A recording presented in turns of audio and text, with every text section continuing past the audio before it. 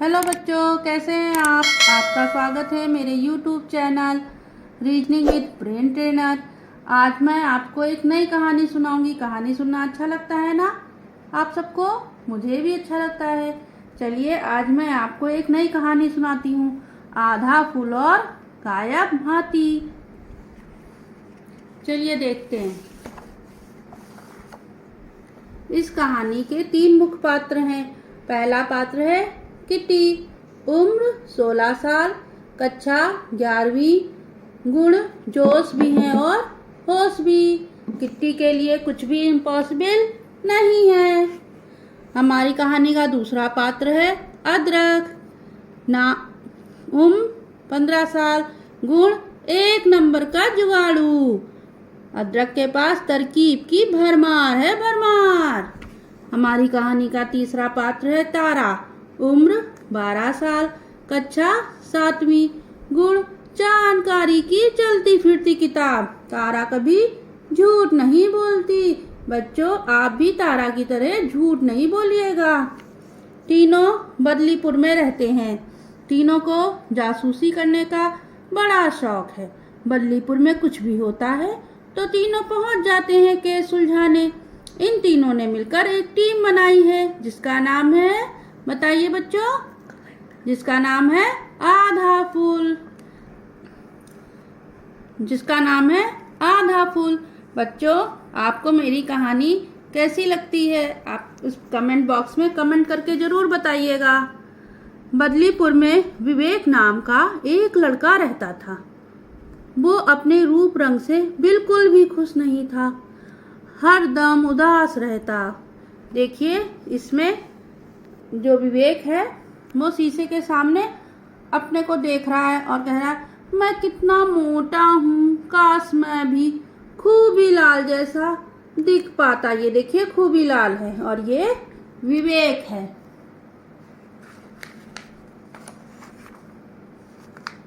महावत था। वो एकदम फिल्मी हीरो जैसा दिखता था। लंबा कद, लहराते बाल और करसती बदन। खूबीलाल हाथी पर बच्चों को बैठाकर बदलीपुर घुमाता और पैसे कमाता। ये देखिए, बच्चे घूम रहे हैं हाथी पर बैठ के। खूबीलाल हाथी को चराने के लिए उसे विवेक के खेत में छोड़ जाता, जहां हाथी दिन भर चरता और शाम को लौट आता। देखिए, खूबीलाल विवेक से कह रहा, ए हाथी, मेरे हाथी को अच्छे से चराना। खुद की तुलना खूबीलाल से करते करते विवेक और उदास रहने लगा। विवेक इच्छा करने लगा कि काश वो भी खूबीलाल जैसा दिखता। विवेक कह रहा है, मैं खूबीलाल जैसा दिखता तो वो मुझे कभी हाथी नहीं कहता।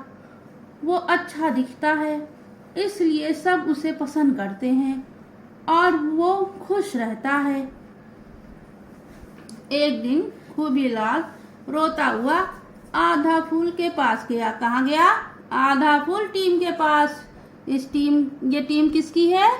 किट्टी, अदरक और तारा की। ये देखिए, खूबीलाल रोता रोता आधा फूल की टीम के पास गया है। कह रहा है, तो अदरक कह रहा है, क्या हुआ खूबीलाल, क्यों रो रहा है? खूबीलाल कहता है, मेरा हाथी गुम हो गया। किटी कहती है, क्या? हाथी कैसे गुम हो गया? खूबीलाल कहता है, मैं रोज हाथी के खेत में अपना हाथी छोड़ के आता हूँ। अदरक कहता है, हाथी के खेत में? तो खूबीलाल कहता है, वो है ना मोटा सा लड़का विवेक। वो विवेक, खूबीलाल विवेक को क्या बोलता है? हाथी। कितनी गंदी बात है। तो किटी कहती है, तुम्हें किसी को ऐसे नहीं चिढ़ाना चाहिए। तुमने तो सिर्फ एक शब्द बोल दिया, पर इससे सुनने वाले पर कितना बुरा असर होता है पता है? वो खुद को हीन समझने लगता है, दूसरों से कमतर आंकने लगता है खुद को। तुम्हारी इस एक हरकत से अपना सारा आत्मविश्वास खो देता है। इसलिए भूल कर भी आगे से किसी को ऐसे मत चिढ़ाना, समझे? और हमेशा सोच समझ के बोलना। अब बताओ क्या हुआ था।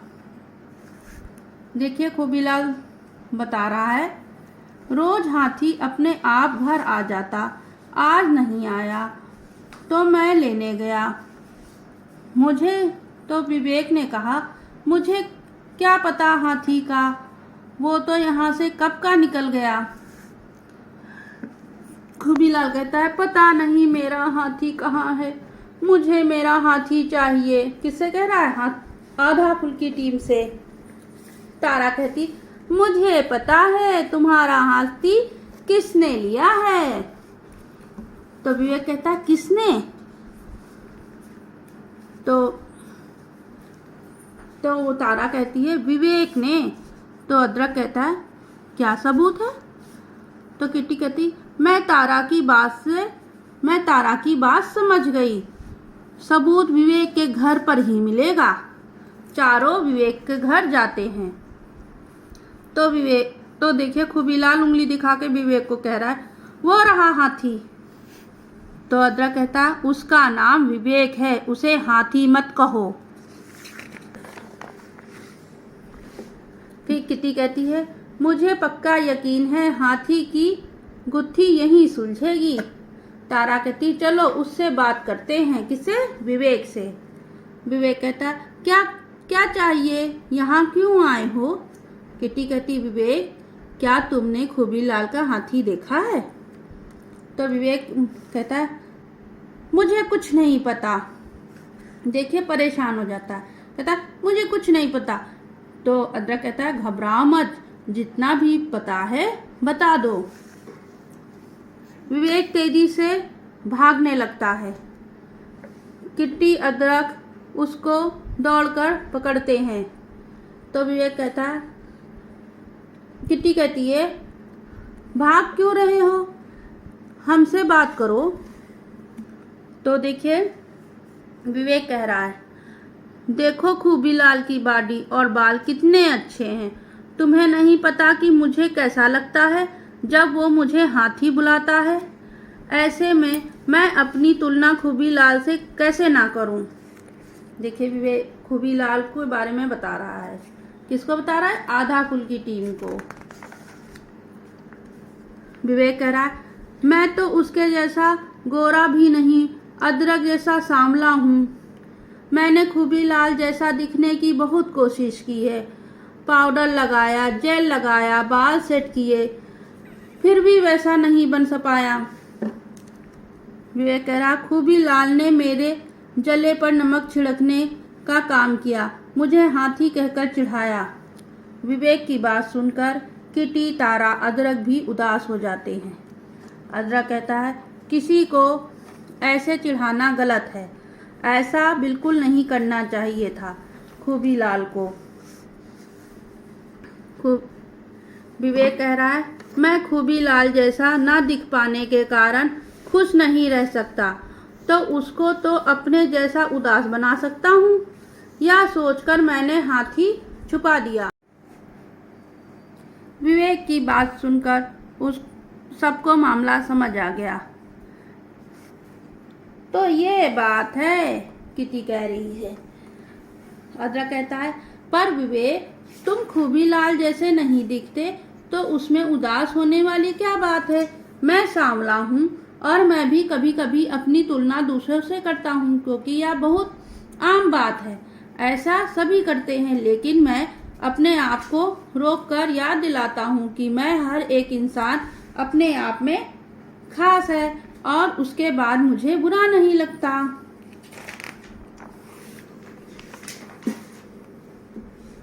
मैं देखिए तारा कह रही, मैं चश्मा लगाती हूँ, किट्टी नहीं लगाती, पर मैं क्यों सोचूं कि मुझे किट्टी जैसा दिखना है।